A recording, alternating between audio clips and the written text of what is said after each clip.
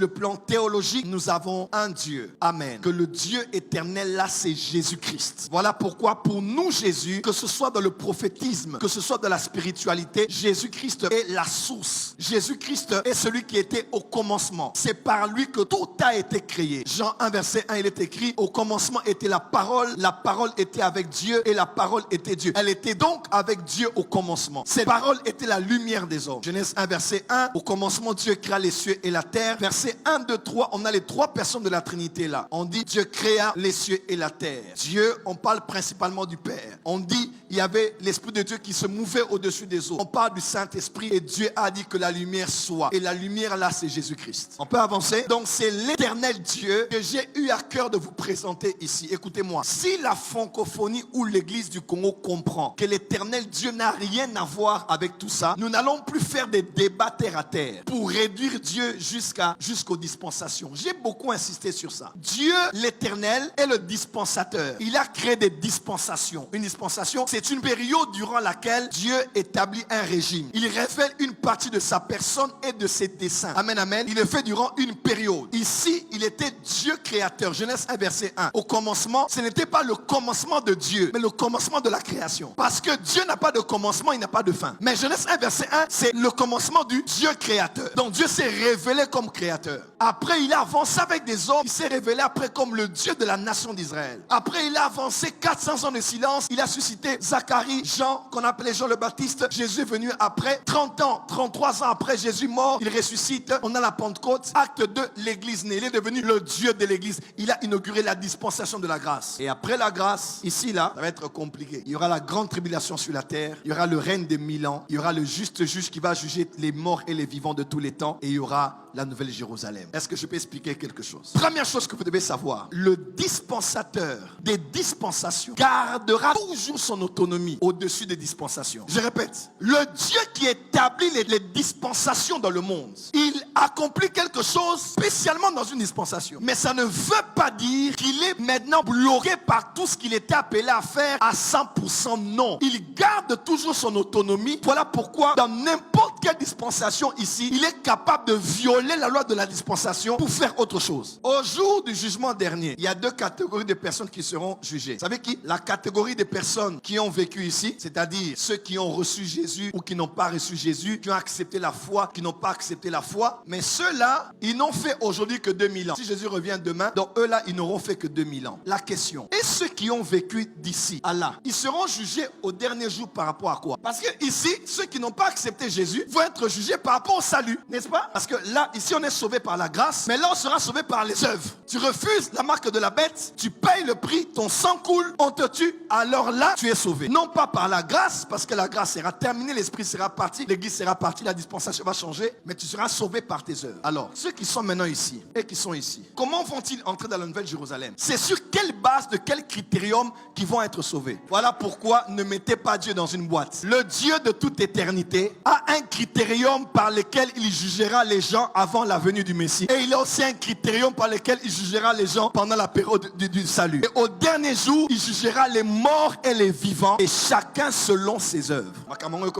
Voilà pourquoi de grâce, je crois aux dispensations, mais je crois beaucoup plus au Dieu qui est au-delà des dispensations. Parce que ce Dieu-là était capable ici d'interdire que n'importe qui touche au pain de proposition. Mais quand David et ses serviteurs sont entrés dans le temple, ils se sont permis de manger le pain et personne n'était mort. Pourquoi? Parce que même dans une dispensation, il y a la brèche d'une autre dispensation. C'est ainsi que quand on a dit au Seigneur ici, on a dit, mais Seigneur, mais comment toi tu manges tes serviteurs? Il a dit, mais calmez-vous, il est écrit que David, parce que ce n'est pas ce qui entre dans l'homme qui le suit, mais c'est ce qui sort de l'homme qui le suit. C'est reconnaître Dieu dans une dispensation, mais savoir qu'il est au-delà de la dispensation. Il garde son autonomie. Il peut réviser la constitution quand il veut, comme il veut. Parce que Dieu n'est pas bloqué dans un temps où il se révèle. Dieu, il est le Dieu éternel. Oh, Dieu est grand et sa grandeur nous échappe. Je vous ai dit ici que le Dieu créateur, avec sa création, a gardé une relation. Que ce soit avec la création invisible ou la création visible. Il sait comment il deal, comment il gère avec sa création. Je suis même à loin aller pour vous dire qu'il a même une relation avec le diable. Job 1, Job 2 nous révèle comment les fils de Dieu venaient devant sa présence et Dieu lui-même a commencé à dialoguer avec lui. Et ils ont parié pour la foi de Job. C'est le créateur. Et même si on parle de Job, Job n'était pas juif. Les théologiens disent que le livre de Job Job peut avoir été écrit avant Genèse. C'est certainement le plus ancien des livres. Alors, quand on dit que Job craignait l'Éternel, il craignait quel Dieu qui s'était révélé à lui? Comment Job?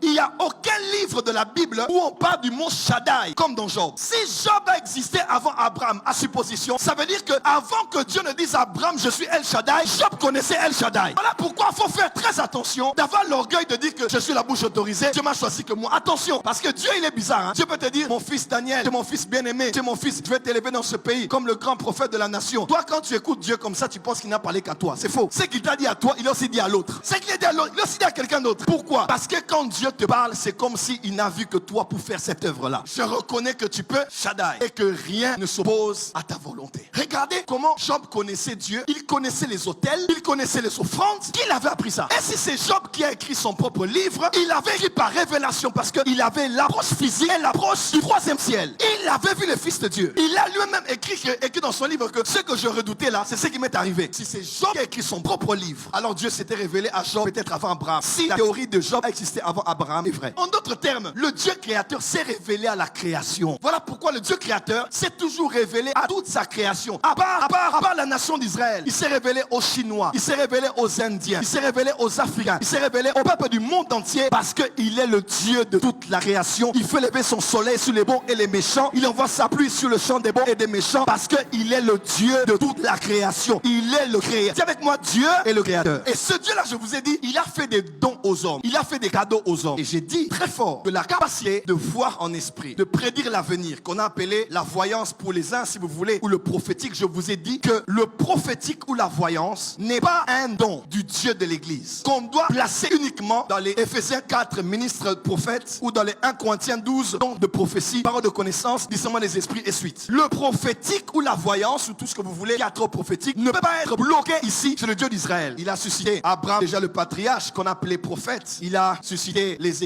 Ésaïe, les Jérémie et tous les prophètes en Israël, dans la nation. On a compris que le Dieu des esprits des prophètes s'était déjà révélé avant qu'Israël ne soit. Parce que le Dieu créateur se révélait à sa création. Pasteur Daniel, je vais répéter pour Job. Job a dit, l'esprit du Seigneur, c'est l'esprit du Seigneur qui m'a créé et le souffle du Tout-Puissant. Tout-Puissant, c'est qui? Par qui Job avait connu El Shaddai. C'est le créateur qui a donné aux hommes des voix pour continuer à l'écouter. Même après la chute d'Adam, Genèse 3, lorsque l'homme a chuté, Dieu a privé à l'homme de tout ce qu'il y avait de délicieux à Éden, mais il ne l'a pas privé de sa capacité de continuer à l'écouter. L'homme avait toujours une conscience, comme le dit le pasteur Jacques-André Vernon. La conscience est la dernière partie de Dieu qui est restée après la chute. Mais à part la conscience qui rappelle à l'homme le bien et le mal de tout être humain, il y a aussi la capacité d'écouter la voix de Dieu. Adam a écouté la voix de Dieu. Où es-tu? J'ai entendu ta voix et je me suis caché. Ève a entendu. Le serpent a entendu. Comment?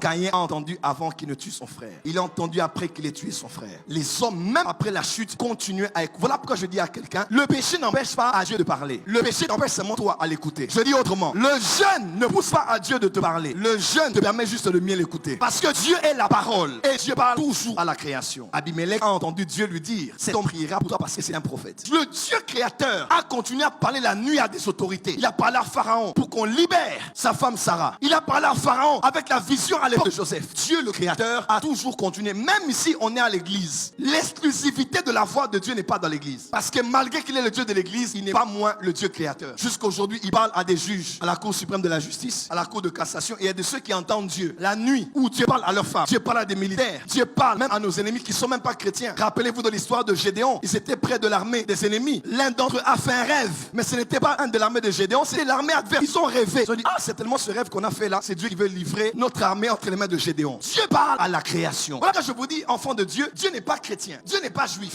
Dieu n'est pas du Moyen-Orient. Dieu est esprit. Il n'a pas de corps. Jésus a dit, touche-moi. Est-ce qu'un esprit a... Un esprit n'a pas de corps. Dieu n'a pas des yeux, Dieu n'a pas d'oreilles, Dieu n'a pas de bouche, Dieu n'a pas de main, Dieu n'a pas de pied. On appelle ça en théologie l'anthropomorphisme, accordé à une divinité des caractéristiques humaines. Oh, j'ai vu la main de Dieu. Toi, tu as vu la main de Dieu? Ce sont des représentations de l'éternel. Et parmi les cadeaux que Dieu a fait aux hommes, Dieu a fait aux hommes les dons de révélation. J'appelle ça comme ça simplement. Pour lui, il y a diversité de dons, mais le même esprit, parce que c'est le Saint-Esprit qui donne les dons spirituels. Il y a diversité de ministères, mais le même Seigneur, parce que c'est le Seigneur Jésus qui donne les ministères. Mais il y a diversité de quoi? D'opérations, mais le même Dieu qui opère tout en tous.